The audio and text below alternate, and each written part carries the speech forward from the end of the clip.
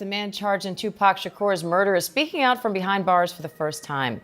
Dwayne Keefe D. Davis insists he was 300 miles away when the rapper was shot. Now he's pointing the finger at someone else.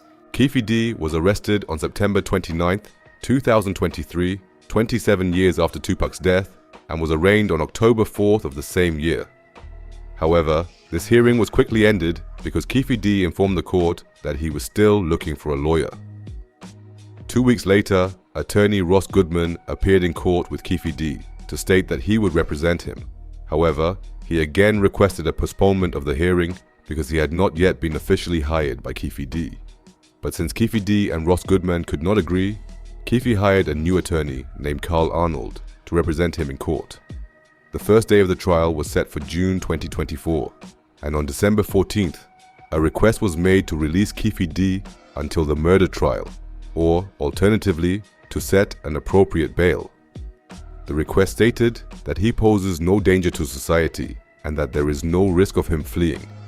A maximum bail of $100,000 was proposed, but on January 9, 2024, the judge set the bail at $750,000. To raise the money, Keefe D borrowed from a lot of people. One of them was the manager of Blueface and the game named Whack 100. Who wanted to give Keefe D the last $100,000 he needed for the bail. On June 20th, Keefe then informed the court that he had finally raised the bail, and on June 25th, he appeared before the judge to find out all the conditions of his house arrest and to confirm the source of the funds. But the very next day, the judge refused to release him, fearing that Keefe D had only managed to get the money together because he had illegally signed contracts assuring that he would be free to talk about the case. Whack 100 stated in an interview with DJ Vlad just days before the court date that he would get Keefe out of jail on condition that he was allowed to produce a series about Keefe's life. Keefe D got a bail. He's supposed to be home. That's up to law He's supposed to be enforcement. home in the next month. I've been thinking about going to bail him out. You gonna bail out Keefe D? Yeah, it's only $75,000. Well, because it's $1 million bond? Like $750. $750, so you gotta put up $75,000. Yeah, I've been thinking about going to get him and with the stipulations that I do the series on it. People are watching. As a result, Whack 100 was called to court via video and stated that he had only given the money to Keefe as a gift with no ulterior motives, and that everything he had said to DJ Vlad was just for entertainment. However, the judge then played a recorded phone conversation between Whack 100 and Keefe, in which it could be clearly heard how Whack persuaded Keefe to sign over his rights and assured him that he would definitely get him out of custody. This was reason enough for the judge to deny Keefe's parole, which is why he has to remain in custody until the verdict. And of course, Keefe D was anything but happy about this, which he also made clear in an interview last September.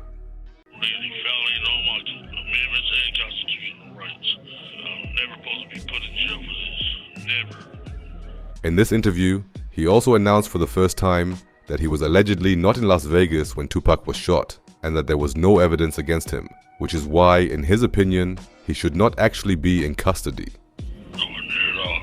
I wasn't even in Vegas. And they ain't got no proof I was in Vegas. They ain't got no gun, no car, no Keefe D, no nothing. It's clear that Keefe wants to be released from custody as soon as possible, but unlike most inmates, he has an additional problem because many prisoners love Tupac, so there are always arguments. In February of this year, for example, it was announced that Keefe had been attacked by a fellow inmate, and shortly afterwards, a video even emerged showing the entire attack. Unfortunately, I can't show you the video due to YouTube's policies, but if you do a quick Google search, you'll find it very quickly. Since Keefe was defending himself, this attack led to another charge, which will be tried separately in April 2025. Just a few weeks after the attack, Keefe then gave an interview in which he stated that a fellow inmate had attacked him for no reason. The dude came and tried to attack me. I just defend myself. In the interviews, however, Keefe D was still optimistic and said that he would be released soon. I ain't no flight risk or no threat to the community. He's really a good person. He ain't no bad person. The trial was finally scheduled to begin this month.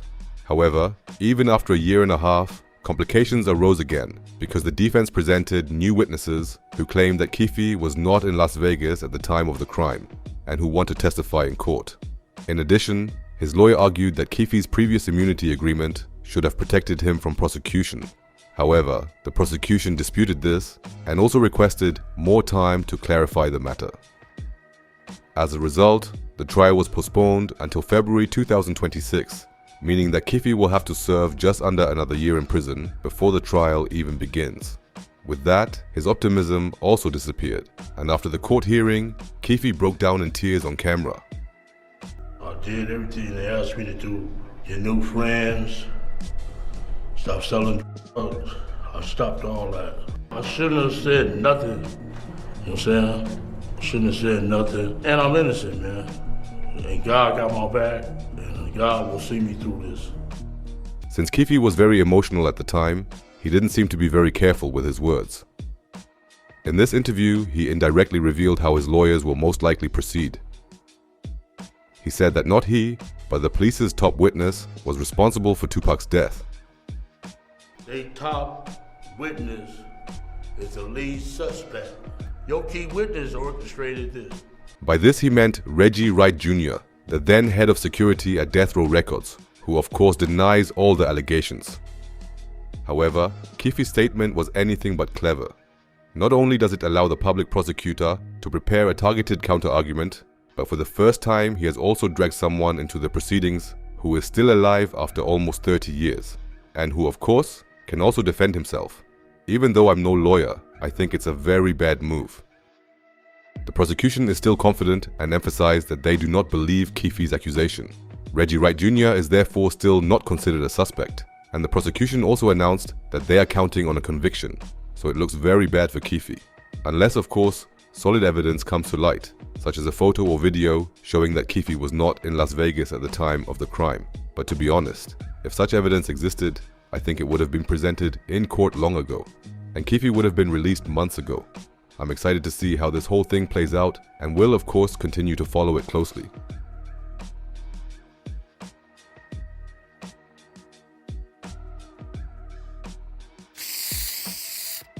The case surrounding Tupac has still not been solved after so many years.